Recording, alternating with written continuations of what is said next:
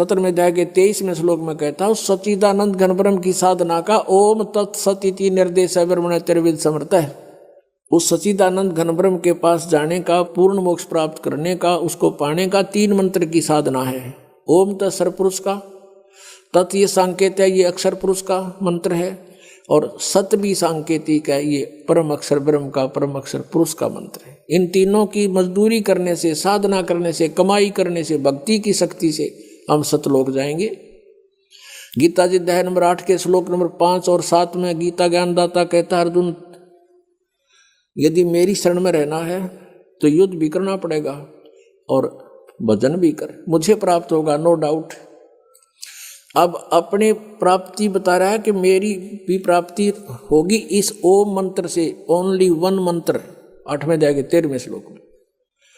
और कहता युद्ध भी करना पड़ेगा, यहाँ शांति नाम की चीज नहीं, परम शांति चाहिए तो उसकी शरण में जा। 8वें अध्याय के 8, 9, 10 3 मंत्रों में कंटिन्यूस बताया है कि उस सच्चिदानंद घन ब्रह्म की जो साधना करता है, उस तत्वदर्शी संत के बताए अनुसार उस मंत्र से,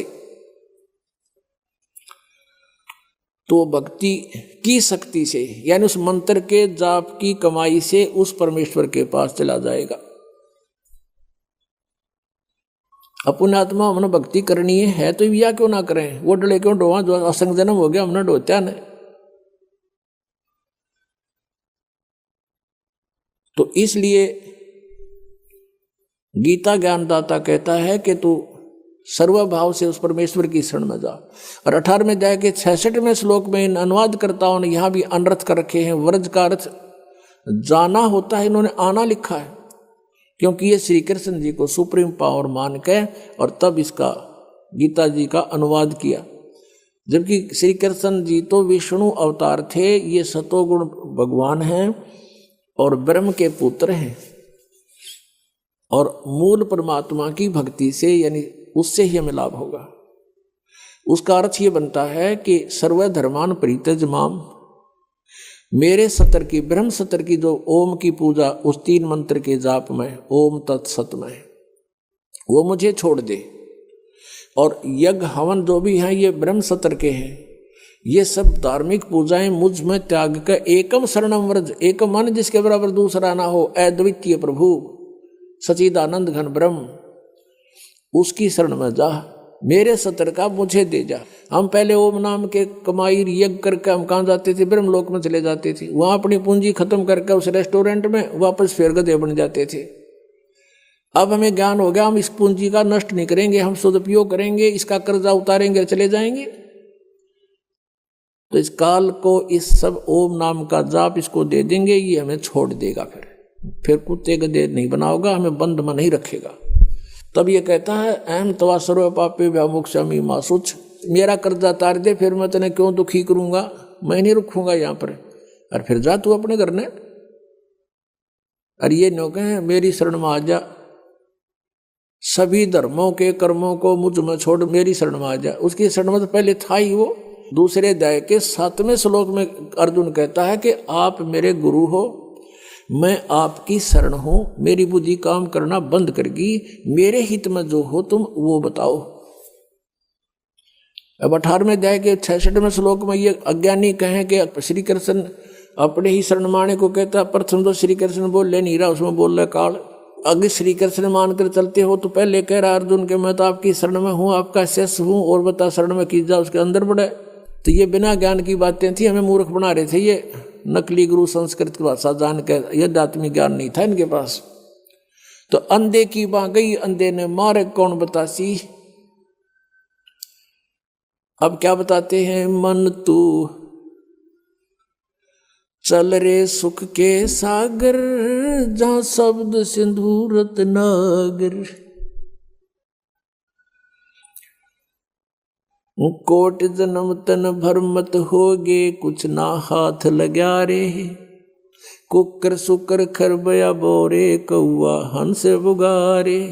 कोटि जन्म तन भर मत होगे, कुछ ना हाथ लग्या रे। कुकर सुकर खरबया बोरे, कौआ हंस बुगारे। सुखदेव ने 84 भुगती, बना पजावे खरवो।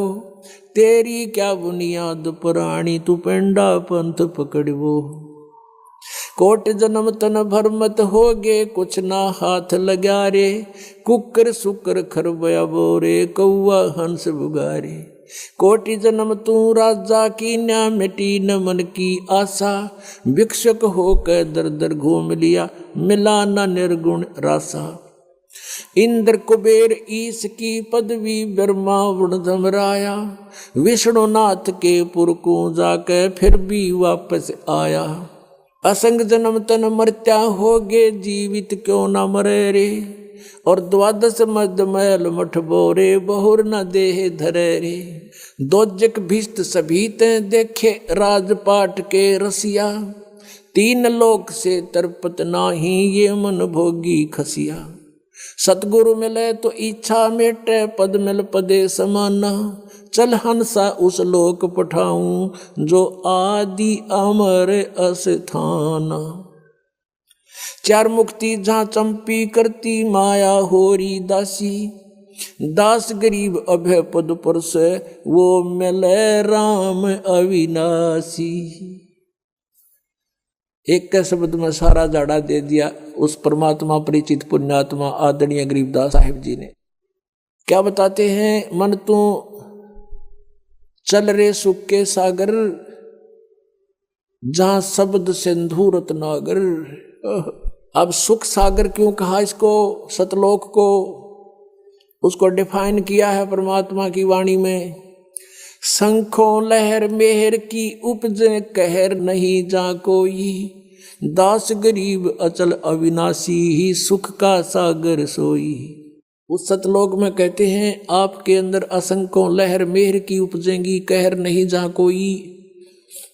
जैसे आप कभी कभी एकांत में बैठे हो दास के साथ, तो बहुत बार बनी है ऐसी बातें। ऐसी बहुत बार हिलोर उठती हैं जब वो एक तरंग आती है मेहर की, उस समय कोई भी बुरा दिखाई नहीं देता। दुश्मन भी जो हमें दुख दे रहा है उसके प्रति भी बिल्कुल दुर्भावना नहीं रहती, कोशिश करने से भी दुर्भावना नहीं आती।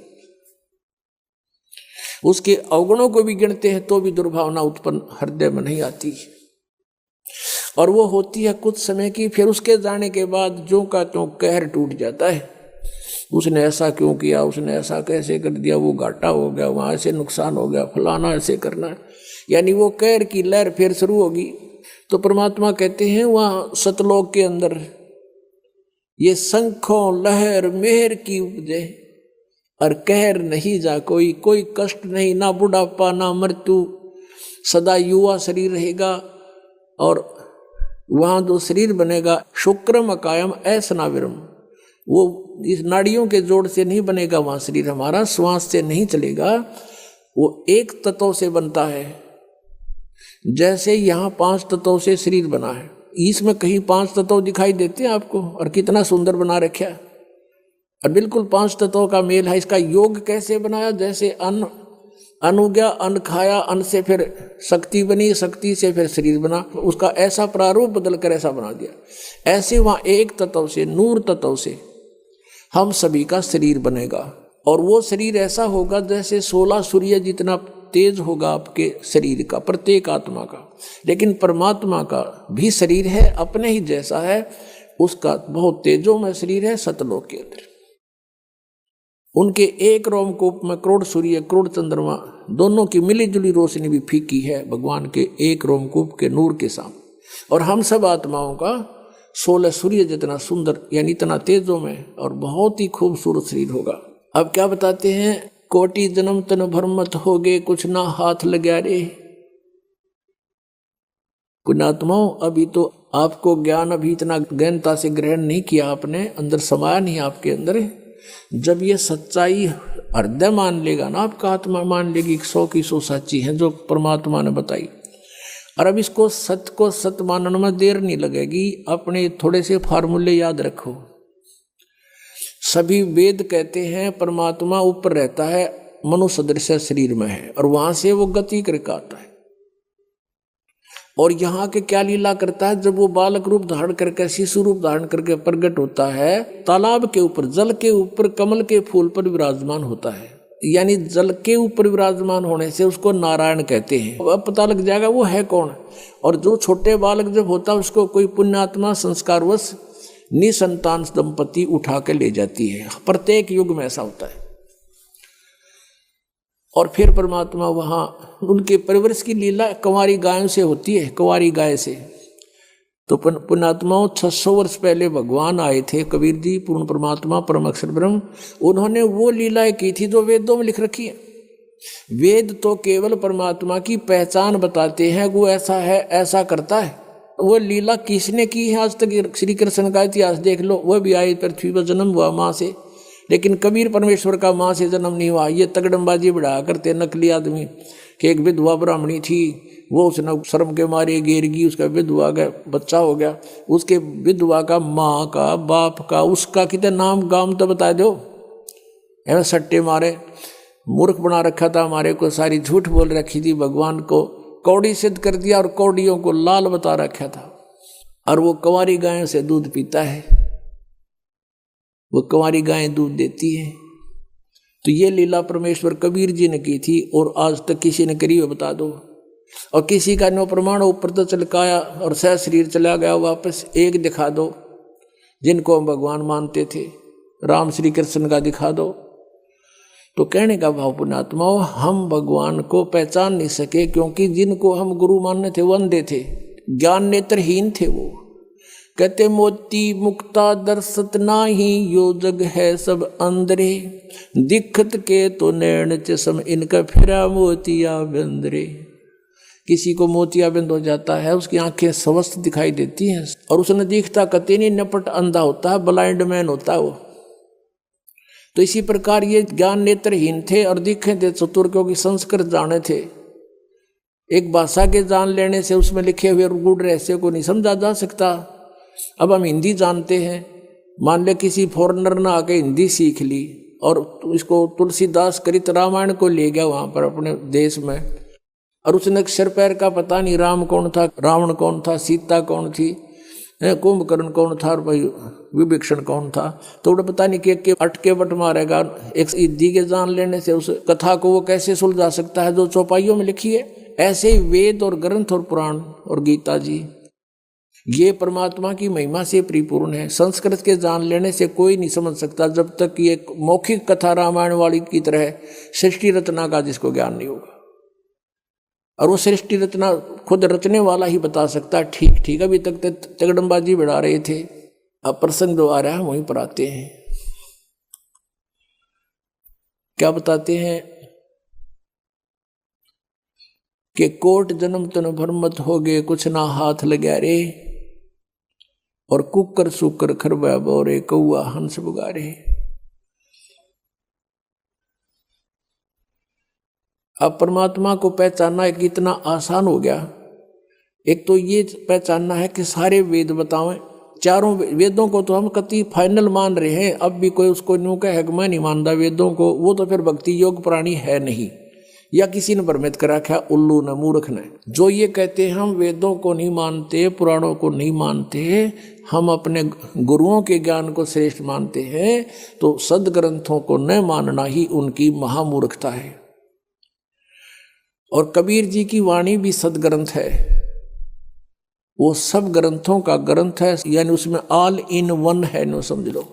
और दूसरा वेद बताते हैं, फिर वो लीला किसने की, फिर आंखों देखा संत बताते हैं। हम सुल्तानी नानक तारे, दादू को उपदेश दिया, जात जुलाहा भेद न पाया, वो काशी माहे कबीर हुआ। आदरणीय गरीबदास साहिब जी बता रहे हैं, उनको भगवान मिले थे, जिनको वो आकर मिलते हैं अच्छी आत्मा दृढ़ भक्तों को। उनमें से एक आदरणीय नानक साहिब जी हैं, वो कहते हैं, फाई सूरत मनुकी वेश, ए ठगवाड़ा ठगी देश, खराब सियाणा भोता भार। ये धानक रूप रहा करतार। परमात्मा सतलोक से आए थे, परमात्मा उसमें समकालीन थे, इनके यहाँ भी थे, सतलोक में भी रहते हैं, वो हर जगह जहाँ चाहे प्रकट हो सकते हैं, प्रभु में इतनी शक्ति है।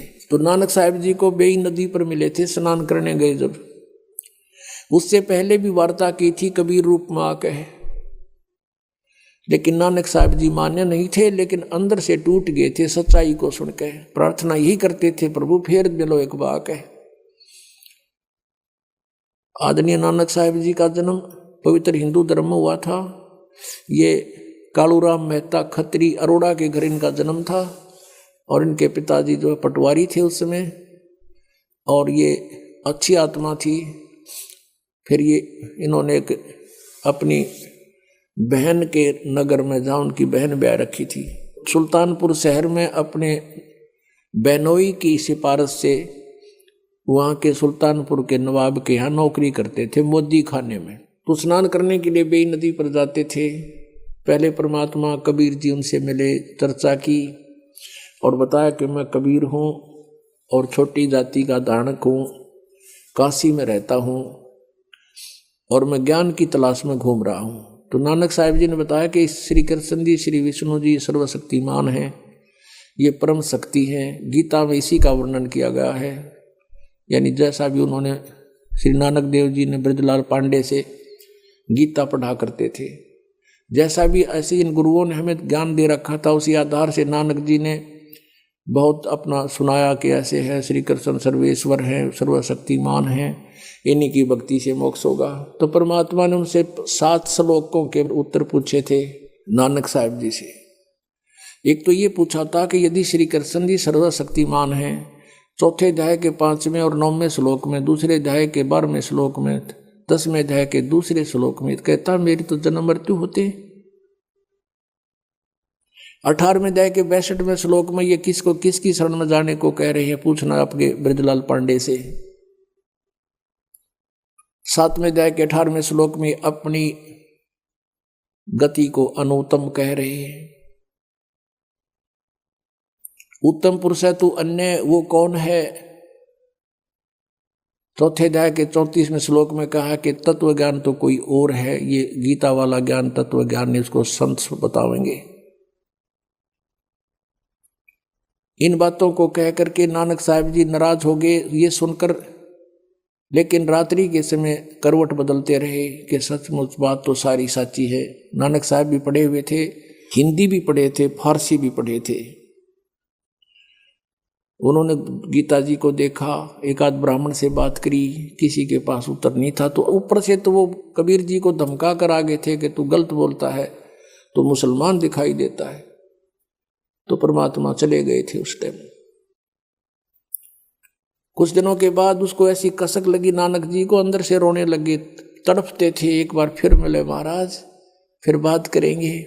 वो फिर दोबारा फिर मिल गए 15-20 दिन के बाद। उस समय केवल नानक जी को दिखाई दे रहे थे, अन्य को नहीं। कुछ देर बात हुई थी, फिर नानक जी ने, क्योंकि वो मन नहीं टेकता जल्दी सी, उन्होंने कहा था कि मैं इस दरिया में छलांग लगाऊंगा, मुझे ढूंढ देना। नानक साहिब जी ने दरिया में छलांग लगा दी। परमात्मा ने उनको गुप्त किया वहां से, और पीछे जाकर 3 किलोमीटर पीछे को, जहां से अप स्ट्रीम में ले गए, जिधर से पानी बहता रहा था, और वहां उनका शरीर एकांत स्थान पर रख दिया। आत्मा को लेकर सचखंड गए।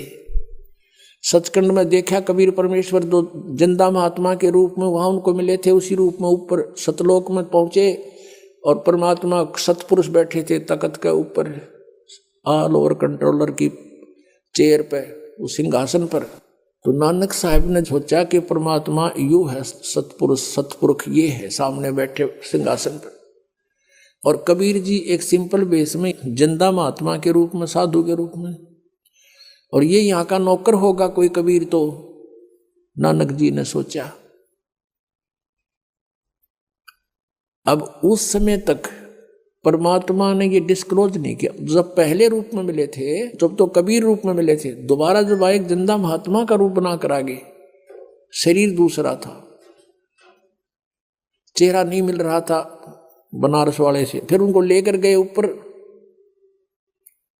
ऊपर जाकर क्या देखा, कबीर जी जो जिंदा महात्मा के रूप में गए थे, और दूसरा उन्हीं का रूप बैठा था। तेजों में करोड़ सूर्य मिला दे करोड़ चंद्रमा, ऐसा एक रोमकूप की शोभा। उसके ऊपर चौर करने लगे कबीर साहब। नानक जी ने पक्का हो गया कि सतपुरुष अकाल पुरुष तो यू है, ये बैठा तख्त पर जेड़ा, ये नीचे से ये बाबा जी आया महात्मा, ये इनका नौकर है। इतने में क्या हुआ, वो तेजों में शरीर वहां से उठा अपने सिंहासन से, और कबीर जी नीचे से जिंदा महात्मा वाले रूप में गए थे, वो विराजमान हो गए। उस समय उस परमात्मा का वो रूप जो बना, जब सिंहासन पर विराजमान हुए, जो अकाल मूर्त तेजो में शरीर वाला था वो चवर करने लगा। उस कबीर परमेश्वर जिंदा वाले, बाबा वाले, महात्मा वाले स्वरूप के ऊपर चवर करे नौकर की तरह। उस समय परमात्मा का जो स्वरूप बन गया वो कबीर जी वाला बन गया, जो धारणक रूप में, जो लाहे रूप में बनारस में थे और जो पहले नानक जी को मिले थे। और वो तेजो में शरीर जो था कबीर जी के जिंदा महात्मा वाले शरीर में समा गया। अलग कोई नहीं रहा, ओनली वन गॉड है, एक परमात्मा कबीर जी विद्यमान थे, बनारस वाले धानक, ऑल ओवर कंट्रोलर की तख्त पर, सिंहासन पर। अब नानक साहब से कहा कि जाए, तीसरा दिन हो गया। इस तरह परमात्मा ने सारे ब्रह्मांड दिखाए, ब्रह्मा विष्णु महेश दिखाए, उनकी रचना बताई, कैसे इनका जन्म हुआ।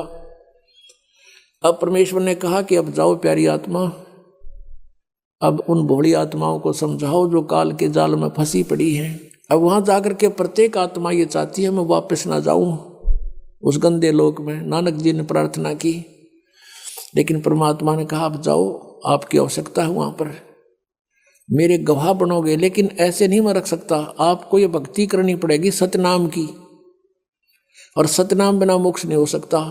ये 2 अक्षर का नाम है, यानी पूरा ज्ञान उनके अंदर फीड कर दिया। अब उधर से नानक जी को मर्त जान करके डूब गया दरिया में, उसकी खोज शुरू होगी। नवाब ने भी खोज शुरू कर दी, गोताखोर लगा दिए, जाल डाल रहे हैं इधर जिधर डाउन स्ट्रीम में, और नानक जी का शरीर रखा 3-4 किलोमीटर अप स्ट्रीम में, जंगल में। तीसरे दिन वो आत्मा वापस भेज दी भगवान ने उस शरीर में। नानक जी वहां से उठकर सुबह सुबह फिर उसी दरिया पर आकर खड़े हो गए जहां लोग स्नान करने जाते थे, और वो भी जाया करते थे। कहाँ तो हाहाकार मची हुई थी, और मर गया डूब गया, मर गया डूब गया। उधर क्या देखा, वो तो सामने खड़ा है, सारा शहर उमड़ गया देखने के लिए। तब नवाब की नौकरी त्याग दी और कहा कि अब सच्ची सरकार की नौकरी करेंगे।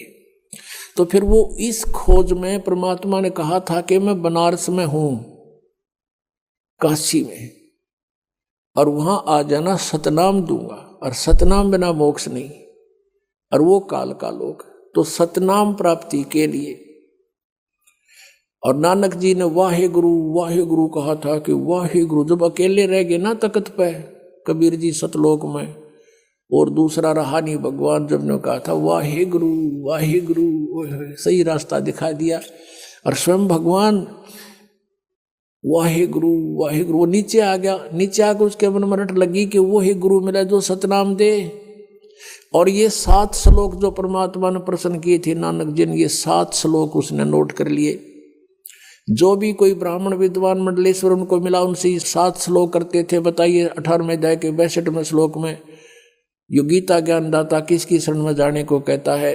फिर वो करते फरड़ अपनी शरण में कहता है, अपने बारे में कहता है, कहते छड़ दे गल।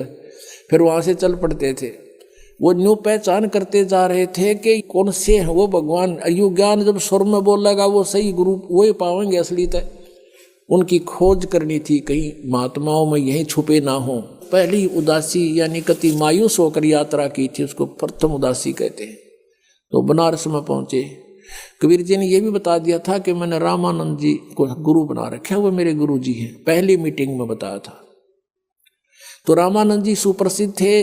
रामानंद जी के आश्रम में पहुंचे, वहां उनसे प्रश्न किया कि ऐसे ऐसे गीता में लिखा है, क्या आप जानते हो? रामानंद जी महात्मा थे, वो सच्ची बोला करते। कहने लगे भाई आजा, बैठ जा सरदार जी, आजा बच्चा, मैं जानता नहीं था लेकिन अब जान गया हूं। मैं नहीं जानता था, मैं विद्वान पाक रहा था, लेकिन मुझे कख का पता नहीं था। वैसे तो वो मेरे को उन्होंने वचन दे दिया, वो भगवान है, परमात्मा है, अब मालिक हैं, सतपुरुष हैं, और मेरे को उन्होंने अपनी स्थिति ऊपर दिखा दी सारी, लेकिन उनकी आज्ञा का मैं पालन कर रहा हूँ। वो मेरे शिष्य नहीं है, मेरे गुरु हैं, लेकिन मर्यादावत उन्होंने कहा कि मुझे आप अपना शिष्य ही मानोगे।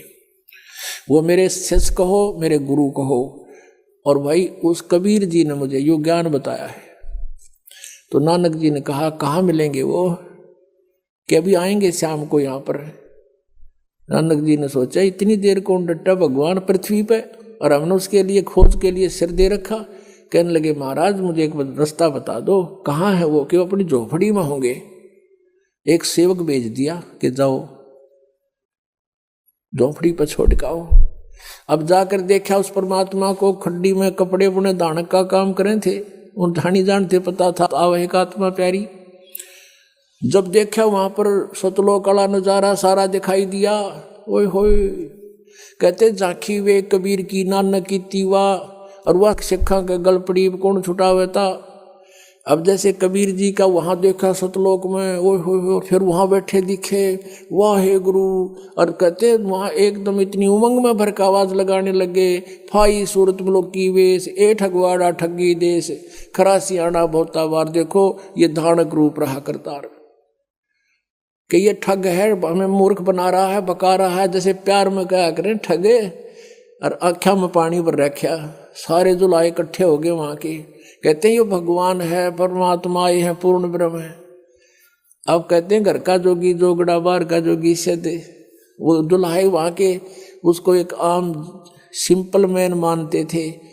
वो क्या कहते हैं, ये देखो पंजाबी पंजाब तो आके पागल बन गया, इसने भगवान बतावे, नीरू के बेटे ने, किससे का ना तसल्ली हुई। तो परमात्मा ने कहा प्यारी आत्मा अब इसने राज रख, थोड़े दिन गुप्त रखना, जिक्र ना करना, तेरा भी दिल तोड़ देंगे ये।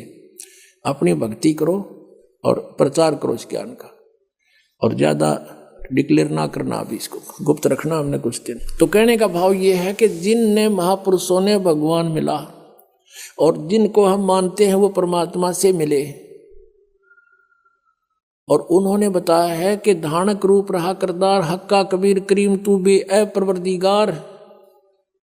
गुरु ग्रंथ साहिब के 721 पृष्ठ पर लिखा है कि एक अर्ज गुप्तम पेश तोदर कून करतार, हक्का कबीर करीम तू बे ए परवरदिगार। हक्का कबीर माने सत कबीर। और ये 24 पृष्ठ पे लिखा है, भाई सूरत मुल्क की वेश, ए ठगवाड़ा ठगी देश, और खरा सियाणा बहुता भारी, धानक रूप रहा करता। अपने आत्माओं हमने भगवान को पहचानने में घनी देर ना लग गई वे। हम अज्ञान में कितने आट रखे इन्होंने, लेकिन परमात्मा का ये तत्व ज्ञान ऐसा है।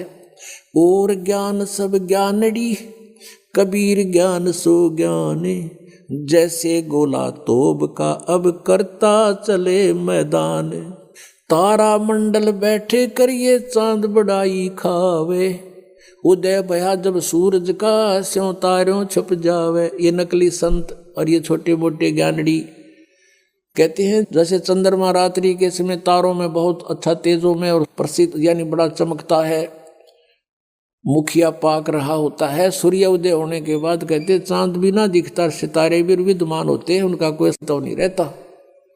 ऐसे ही कबीर परमेश्वर की महिमा से हम परिचित हो जाएंगे, फिर अन्य भगवान इन चांद और सितारों की तरह ऐसे निष्क्रिय हो जाएंगे, इनका अस्तित्व नहीं दिखाई देगा हमारे को। तो क्या बताते हैं, अंधे की बाँ गई अंधे ने मार्ग कौन बतासी। और आदरणीय गरीबदास साहिब जी कहते हैं, मोती मुक्ता दर्शत नाई ये जगह सब अंधरे। मोती मुक्ता, मुक्ता माने मुक्त होने के ये मोती हीरे लाल, असली भक्ति रूपी मोतियों का इनको ज्ञान नहीं, लाल का ज्ञान नहीं, सार नाम सतनाम का। और ये कंगाल बन गए, कौड़ी को लाल जानकर आन उपासना करके अन्य देवताओं की पूजा करके ये कंगाल हो गए।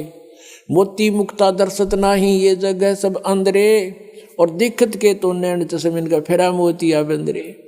सारे पुराणों में लिखा है, वेदों में लिखा है, और ये विद्वान का हमें कख भी नहीं पता इसके बारे में। तो इनके अज्ञान रूपी मोतिया बिंद था, और वो मोतिया बिंद का ऑपरेशन दास का कर दिया भगवान ने, और दास को डॉक्टर बना दिया, सबका मोतियाबिंद हटा दूंगा, ऑपरेशन कर दूंगा, और फिर हम भगवान को स्वयं देखेंगे और पहचानेंगे। पुण्यात्माओं परमात्मा पाना सबसे आसान। एक रोटी बनाने के लिए कितना प्रयत्न करती है एक बहन, कितना सामान सांग जोड़ना पड़ता है, कितना पलटा चमटा है, फिर लकड़ी, तवा, चूल्हा, फिर गिलास, कटोरी, थाली, परात और आटा, नमक, मिर्च, और फिर उनको लाने के लिए कहाँ प्रयत्न करना पड़ता है। और जब जाके आटा गूंदा कर फिर रोटी बना के खानी पड़ती है। उसमें कितना समय, और दोनों टाइम खावें कंपलसरी हम और बनावें। और परमात्मा का पाना सबसे आसान। कहते जीव बिना लाणी सा मंत्र दे रखा भगवान ने, और कितना कीमती है। सतनाम पालड़े रंग होरी हो, 14 लोक चढ़ावे राम रंग होरी हो, 3 लोक पासे अंग धरे रंग होरी हो, तो ना तुले तुलाया राम रंग होरी हो। अब इतना धनी बनाने का, सतलोक जाने के लिए हमने घनी भक्ति चाहिएगी, और मौखिक जाप और अन्य जापों से लाभ नहीं होगा। ये जो मंत्र है सतनाम का 2 अक्षर का, इसके जाप करने से हम भक्ति धन से गर्क हो जाएंगे, हम फुल्ली चार्ज हो जाएंगे। जब हम यहाँ से चलेंगे, इतने हम वहाँ से चार्ज होकर आए थे उतना ही चार्ज होकर वापस जाएंगे वहाँ पर। इस मंत्र से होंगे, इतने धनी होंगे। और जो ये प्रथम मंत्र है 3 मंत्र में, और ये यज्ञ हवन हम करते हैं, इनमें हम जब तक यहाँ रहेंगे यहाँ सुख मिलेगा हमारे को।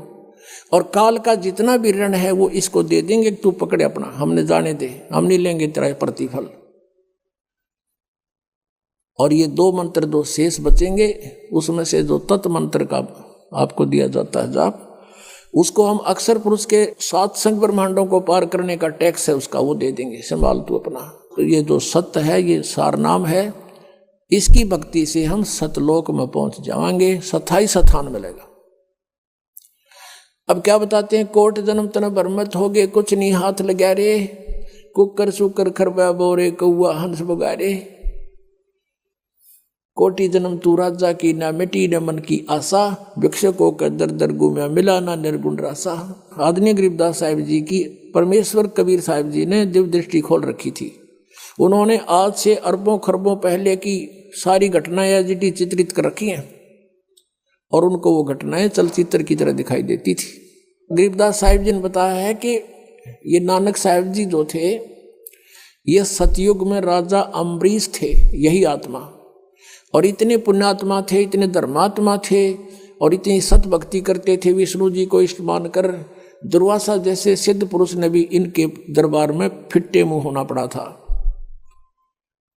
उसके बाद वही आत्मा फिर त्रेता युग में राजा जनक रूप में जन्म हुआ। राजा थे वो, और नौकर सैकड़ों लाखों की संख्या में सैनिक उसके नौकर थे।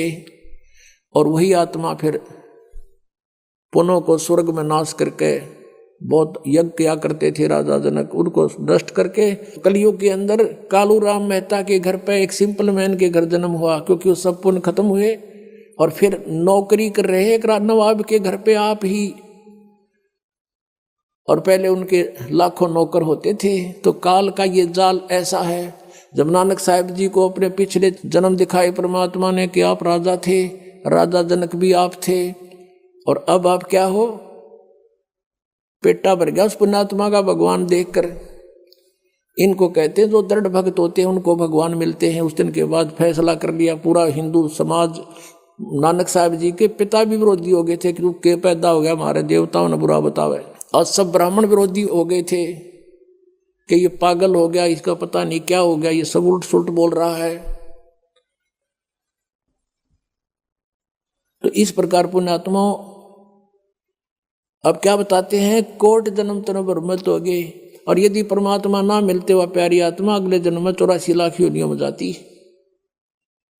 कोट जन्म तन भरमत हो गए, कुछ ना हाथ लगा रे, कुकर सुकर खरबा बोरे, कौआ हंस बगारे, कोट जन्म तू राजा की ना, और मिटी न मन की आशा, भिक्षुकों का दर दर गुम्या मिला ना निर्गुण रासा। आप ऐसे साधक भी रह चुके हो, घर त्याग गए, नगर से एक सूखी रोटियां मांग लेगे, 2 रोटी खाई 4 खाई, बाकी कपड़े में बांध कर वृक्ष के बांध दी, सूख गई। एक दिन भूखा रहे, अगले दिन उन्हीं को भिगो कर खा लिया, यानी 3 दिन का काम चला लिया 1 दिन की भिक्षा तय। और खूब घोर तपस्याएं की, साधनाएं की, अन्य नामों की, अन्य साधनाएं की। उनसे क्या हुआ, तप से राज राज मदमानम, और जन्म तीसरे शुक्र सवानम। कहते हैं इंद्र कुबेर ईश की पदवी, इंद्र की पदवी प्राप्त कर ली ऐसी साधनाएं करके तूने। और इंद्र का कितना समय होता है? 72 चतुर्युगी, 72 चतुर्युग तक वो शासन करता है ऊपर, 72 चतुर्युग तक। और उसके बाद उसके दौरान इंद्र को एक हिदायत होती है, इंस्ट्रक्शन होती है, एक कंडीशन होती है कि तेरे शासन काल में और यदि कोई इंद्र की पदवी प्राप्त करने योग्य तपस्या धर्म और यज्ञ कर लेगा तो तुझे बीच में ही तेरा शासन छीन लिया जाएगा और उसको इस पद पर विराजमान किया जाएगा। इंद्र को यह चिंता रहती है और उसके लिए फिर वो सतर्क रहता है। उसने अपने एजेंट छोड़ रखे होते हैं कि कोई मेरे शासन काल में और मेरी गद्दी प्राप्त करने योग्य कोई ऐसा धर्मपूर्ण तप ना कर ले, यज्ञ ना कर ले। एक मार्कंडे ऋषि थे, बंगाल की खाड़ी में तपस्या कर रहे थे। इंद्र को पता लग गया। उसने एक अप्सरा भेजी, उर्वशी अपने इंद्र के लोग थे, स्वर्ग लोग थे, और बहुत सुंदर खूबसूरत सारे उसको सिद्धि दे दी। उस मार्कंडे ऋषि के आसपास 8-7 किलोमीटर वहाँ गए, एक बसंत जैसा माहौल तैयार कर दिया, ना गर्मी ना सर्दी, महक छोड़ दी अपनी सिद्धि थे। और अपने आप सारंगी ये सब साजबाज अपने आप बजने लगे और वो मार्कंडे ऋषि के सामने खड़ी होकर नाचने लगी, डांस करने लगी, करती रही डांस। और मार्कंडे ऋषि में कोई गतिविधि नहीं हुई जैसा वो चाहती थी। आखिर में वो निवस्त्र होगी, कमर का नाड़ा तोड़ दिया। जब कति नंगी होगी, संत ने ऋषि ने कहा, है बेटी, हे माई, ये क्या कर रही है तू, यहाँ किस लिए आई तू? तो शर्मिंदा होकर के वस्त्र पहनकर कहने लगी, हे मार्कंडे ऋषि, मेरे को देखकर इस बनखंड में जितने भी तपस्वी थे सब डामाडोल हो गए, इनका तो दीन धर्म नष्ट हो लिया, और तुम पता नहीं कहाँ तुम्हारी समाधि थी, तुम जानो। और उसने कहा मार्कंडे ने कि मेरी जहाँ समाधि थी वहाँ तेरे जैसी तो नाचने वालियों की 7 बांदी थी, नौकरानी थी। वो कितनी खूबसूरत होंगी जहाँ मैं देख रहा था डांस। तेरे तो कोई सुथरी हो ना, उसने भेज, कोई तेरे से सुंदर हो। तब उसने कहा कि मैं इंद्रलोक में सबसे सुंदर मैं ही हूँ, मैं इंद्र की पटरानी हूँ, और आप एक बार इंद्रलोक में चलो, नहीं तो मेरी मजाक करेंगे, मुझे दुहागन कर देगा इंद्र, नो कहेगा तू आर का आगी, मुझे सजा मिलेगी। अपनात्माओं, जैसे हम हठ योग का जो ध्यान करते हैं ना, ये कति अज्ञानता है। 2.5 घंटे सुबह, 2.5 घंटे शाम, ये तो बात तो कुछ कोई ना, ये तो बकवास है मेरी। हजारों वर्ष, सैकड़ों वर्ष सारा दिन साधना करते थे, मेडिटेशन लगाते थे। मेडिटेशन के वैसे होता है जैसे आप फिल्म देखने जाते हो, 3 घंटे जाते थे, अब तो नहीं जाओगे, ना जाते हो। 3 घंटे इसे लगे जब 3 मिनट में गए, क्योंकि वो बकवास दिक्कत थी सारी अनोखी सी। ऐसे ही समाधिस्थ जो होते हैं, अंदर शरीर के अंदर चैनल लगे हमारे शरीर में, जैसे टीवी में चैनल होते हैं, और पिछले संस्कार से इंसान कोई साधना का प्रयत्न करता है तो उसका कोई, जब समाधिस्थ होने का हठ योग करता है तो कोई चैनल ऑन हो जाता है, यानी हम अंदर कमल है, वो कोई सा कमल खुल जाता है उसके पिछले संस्कार से, और फिर उसमें प्रवेश कर जाता है। वहाँ सब ये डांस, नाचने, गाने, ये सब हो रहे हैं ऊपर के लोकों में। वहाँ तो अपनी कमाई खराब करने जाती है सब पुण्यात्माएं। तो ये मन आप कहीं बैठ कर देखना, 10 मिनट भी भक्ति ना करने दे। जब मैं सोचा चल वहाँ चलते हैं, नो करते हैं, कहीं बस की इंतजार करती है ना, और बस स्टैंड पर बैठ जा, 10 बैठा होगा, देखिए कि छियाली, और फिर बैठ जा, फिर थोड़ी देर में उठ कर देखेगा कोई दिखेगी तय। और ये बैठे रहते हजारों वर्ष, ये न्यों बैठा करते कि यहां से इस मन को ऊपर और अच्छी बकवास दिखाई दे थी। मार्कंडे ऋषि कहता था, मेरी समाधि ब्रह्मलोक में पहुंच रही थी, सहस्रार कमल में, और इस टीवी देख रहा था शरीर के अंदर। वो यहाँ ये चोटी दो रहे, तो वहाँ होटल है, होटला में जीवात्मा वहाँ पहुंच गई मार्कंडे ऋषि की। और तभी तो ये बैठे रहा करते इतनी समय तक, ना कौन बैठे, और बैठने से इनका तप बन जाता। तब से अगले जन्म में राजा, और कुछ दिन स्वर्ग में, और फिर 84 लाख योनियों में इनका ऐसी दुर्गति हो रही थी। उर्वशी कहने लगी कि इंद्र की पटरानी मैं ही हूं। तब मार्कंडेय ने कहा, जब इंद्र मरेगा तू क्या करेगी? उस इंद्र की रानी ने, इंद्राणी ने कहा, सची ने, कि मैं 14 इंद्र वरूंगी।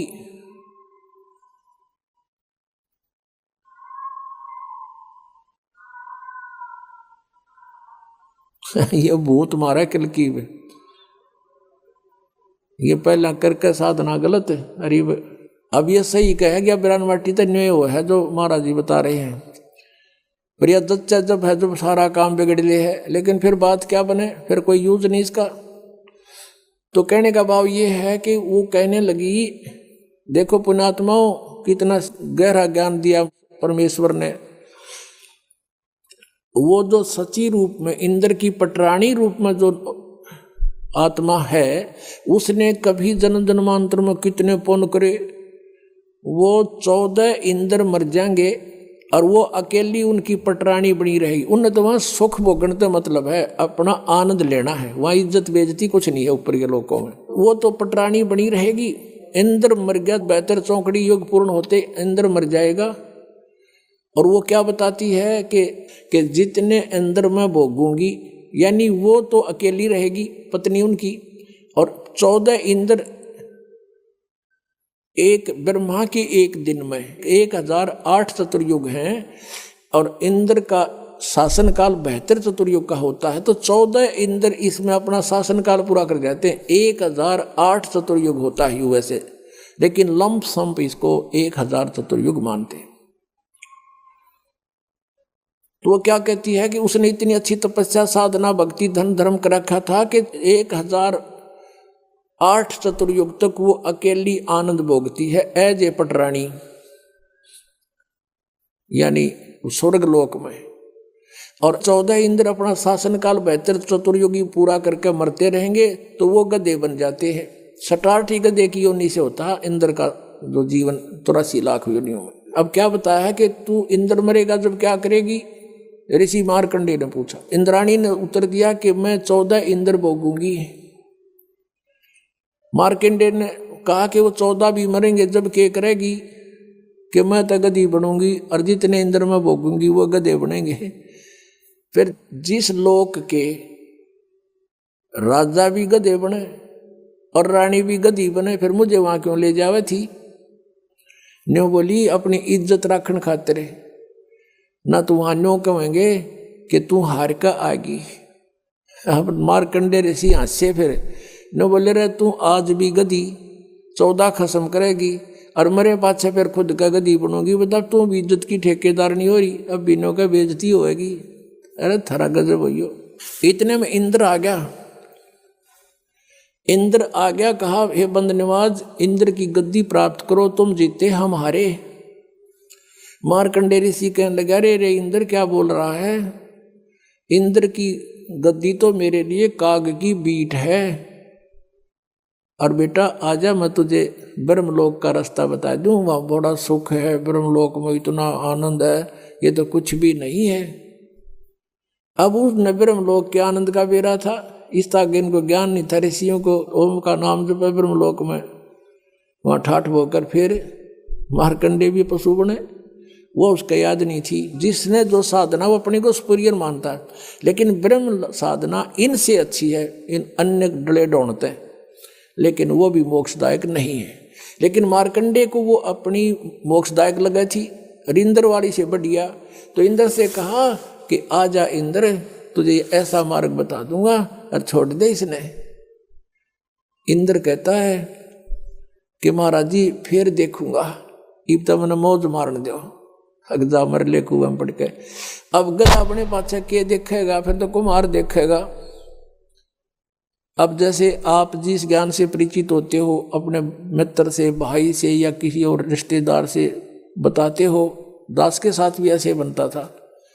तो सारी बात सुन सुना के वो नो क्या करता, हम उनको बताते भाई पशु बनेंगे, गधे बन जाएंगे, कुत्ते बन जाएंगे, फिर तो बिरान माटी होगी।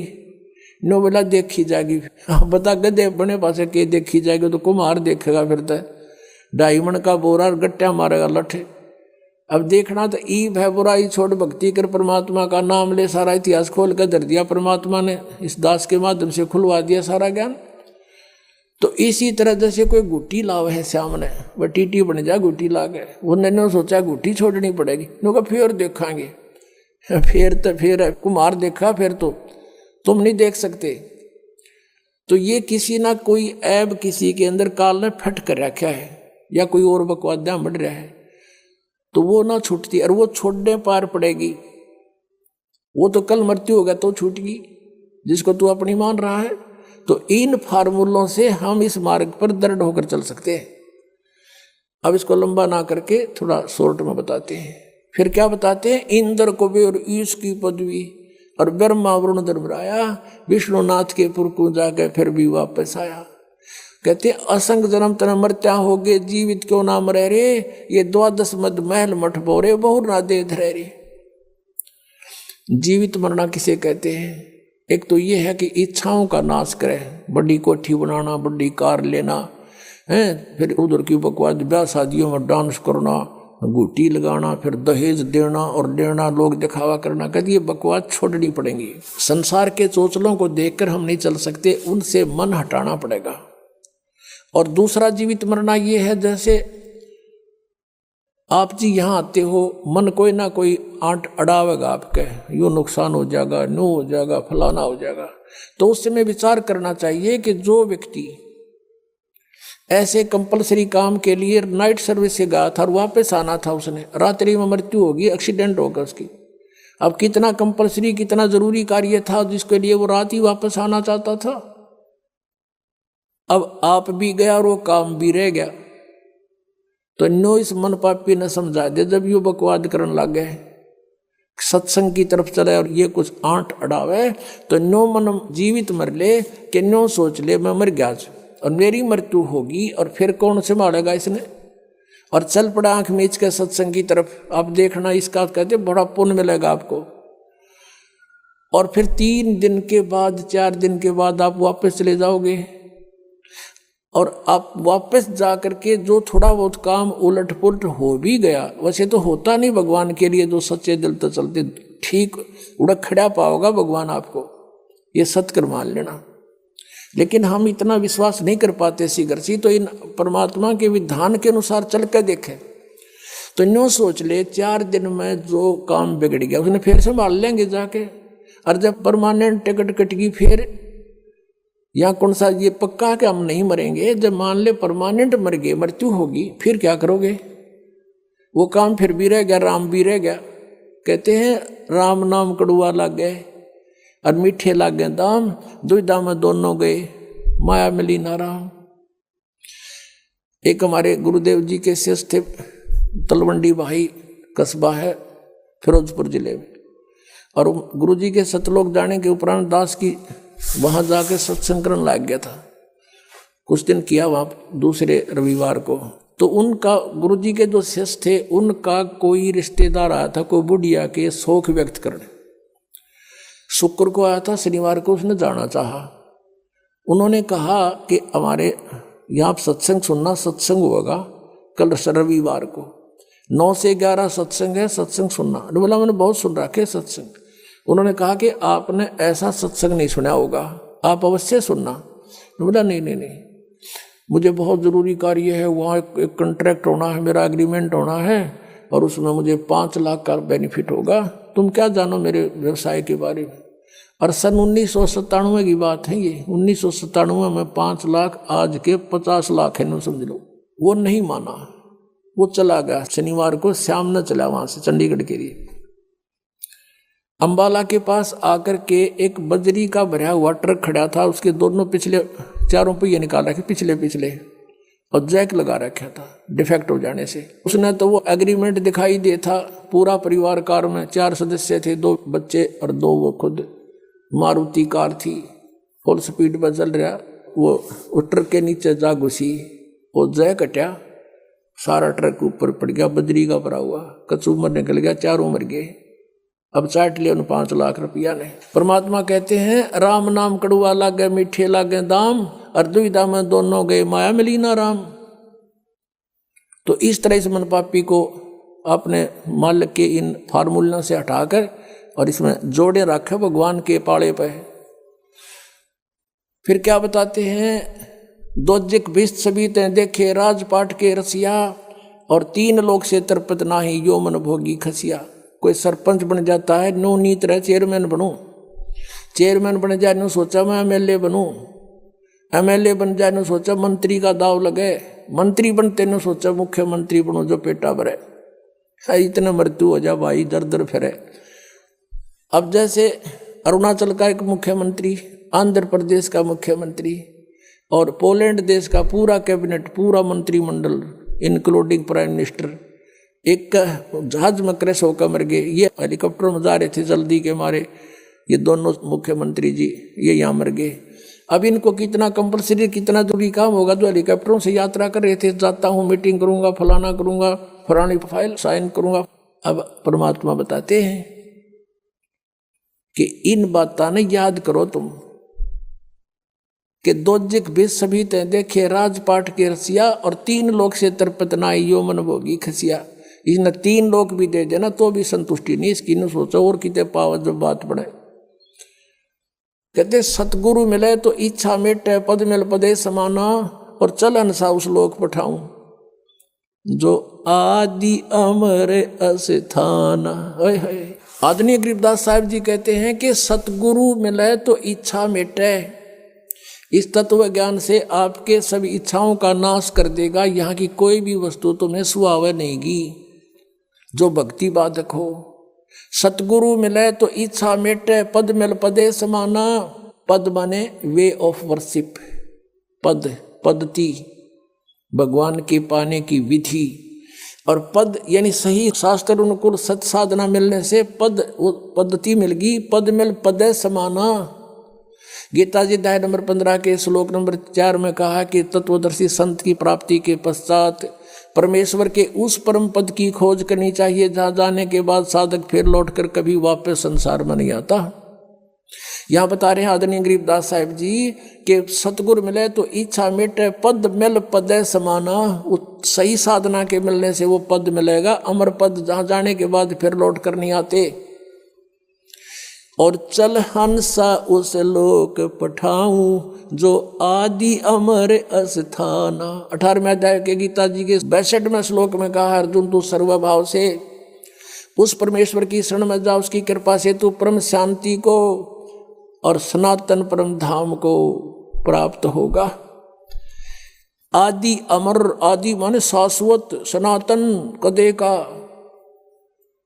चल हंसा उस लोक पठाऊं जो आदि अमर स्थाना। और वहाँ क्या सुख है? तुम यहाँ की जो सुख, चौथी मुक्ति भी प्राप्त कर लेते हो, चारों मुक्ति भी प्राप्त कर ले हो, तो भी एक दिन समाप्त होंगी तुम्हारी। तुम उसको परमानेंटली नहीं रख सकते। और वहाँ पर कहते हैं 4 मुक्ति जहाँ चंपी करती, ये सुख तुम्हारे चरणों में सदा पड़ा रहेगा। और माया हो रही दासी, दास गरीब अबे पद पर से, वो मिले राम अविनाशी। ओए होए। अब जहां से हम शुरू हुए थे कि जग सारा रोग यारे, जिन सतगुरु वेद न जाण्या, सग सारा रोग यारे।